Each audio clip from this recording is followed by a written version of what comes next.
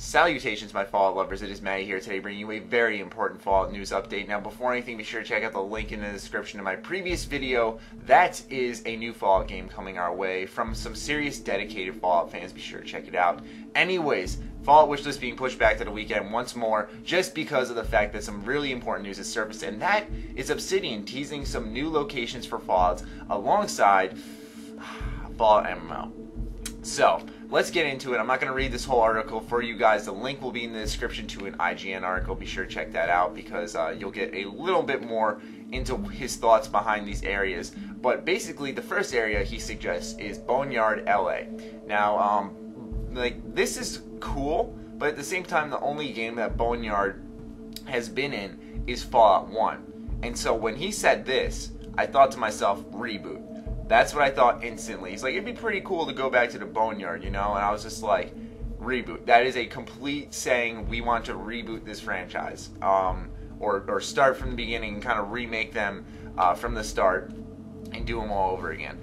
It would be cool to see the Boneyard in kind of current gen technology, but at the same time, that sounds to me like a reboot. You know me with my West Coast quirks and whatnot. I think that the Fallout franchise has way too many games on the West Coast, and they need to kind of do more states on the East Coast or places with more interesting things than desert and sand. But that's just me personally. The Boneyard is a cool location in the Fallout franchise. I'd love to see that, but sounds like a reboot to me.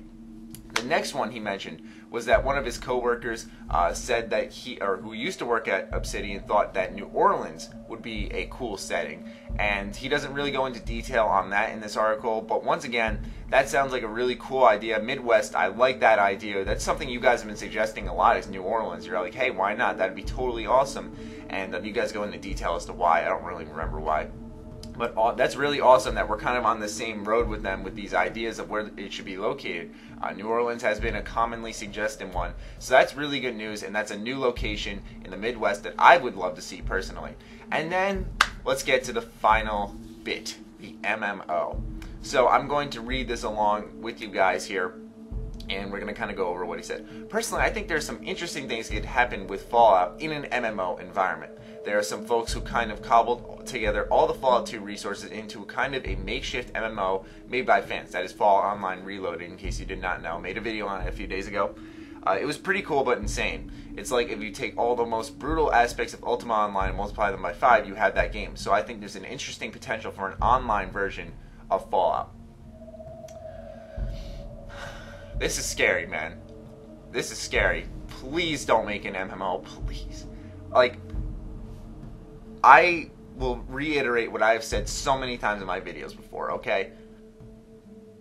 Part of Fallout, one of the great parts about New Vegas, the best part about Fallout 3, the best part about any Fallout game, is that when you're walking around the wastes, that sense of loneliness, that sense that you're by yourself, abandoned, you gotta make it on your own, is crucial. More crucial than you probably even know at this point right now.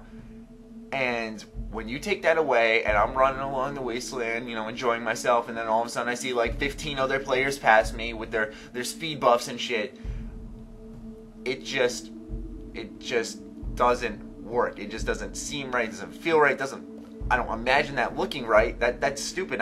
What kind of wasteland has like 15,000 people just running across it and stuff, So when I say that, an MMO or some type of co-op multiplayer is doable. Like, I could deal with that because it'd be optional, and if I don't want to do that, I don't have to. But when you make an MMO, just like the Elder Scrolls Online, oh yeah, you can play it by yourself. No, you can't, because then it's a boring piece of crap. You gotta play it with your friends. And even then, it's meh. And that the Elder Scrolls Online should be a clear message that Bethesda's IPs should stay as a single-player franchise, okay? Don't make them multiplayer if they have to. And Pete Hines said that himself, but then he kind of went back on his word and did for Elder Scrolls. Whatever. But, yeah, Fallout would not work in an MMO environment. It would not, okay? It's a shooter. It would not work in an MMO environment. And that's my honest thoughts.